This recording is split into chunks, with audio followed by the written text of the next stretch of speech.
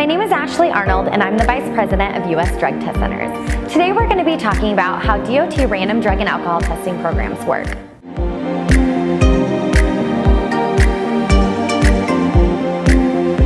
Companies that perform tasks defined by the U.S. Department of Transportation as safety sensitive are subject to DOT workplace drug and alcohol testing requirements. Duties such as driving a truck or bus, operating a ferry or train, working on pipelines, and piloting or repairs on airplane are all tasks that can impact the lives of the traveling public. Employees performing these functions are held to a strict standard, all in the name of safety.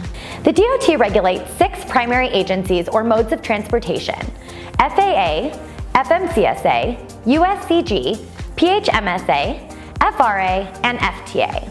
These regulations date back to 1991 with the passage of the Omnibus Transportation Employee Testing Act. The Drug and Alcohol Policy and Compliance, ODAPC, publishes rules and provides authoritative interpretations of the regulations detailed in the 49 Code of Federal Regulations, CFR Part 40. A key component in the DOT drug and alcohol testing regulations is the requirement for random testing. Every employee performing safety-sensitive tasks are subject to unannounced testing for drugs and alcohol. The specific testing and annual screening percentage requirements will vary by DOT mode and are subject to change each year based on positive test rates.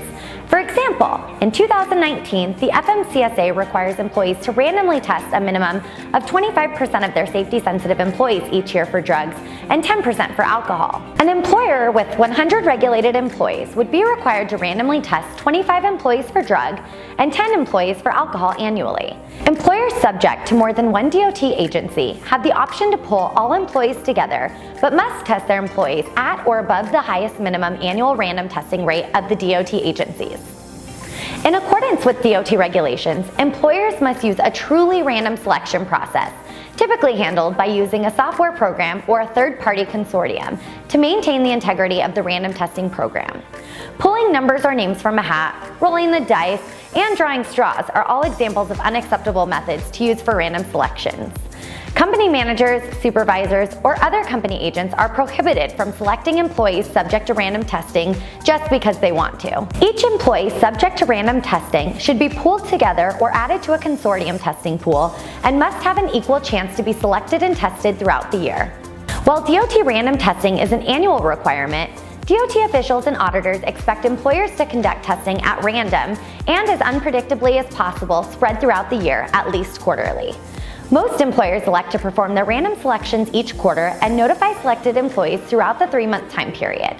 Some employers choose to perform monthly selections. Employers are encouraged to regularly update their random testing pools prior to each selection process to ensure only those performing safety-sensitive functions are eligible to be selected. Once the random testing selections are completed, employers do not need to require those that were selected to be tested immediately. Instead, employers can keep this information confidential and only notify a selected employee when the timing is convenient for operations to coordinate the test collection with consideration of employee time off, availability, and other items.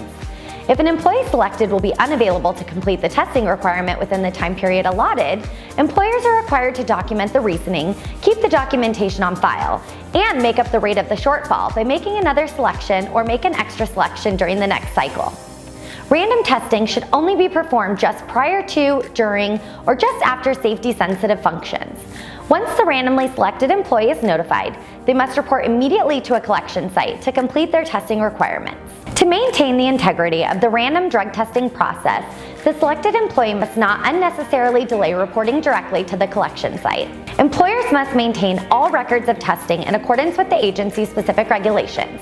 It is a best practice to document everything on the entire random testing process. This includes the numbers, names drawn, dates, and times of notification, dates of times of collections, test results, why a selected employee was not tested during a selection cycle, and other things. If you are not sure, document it. Employers should monitor their random testing program on an ongoing basis, daily or weekly, to ensure compliance and promptly handle any exceptions.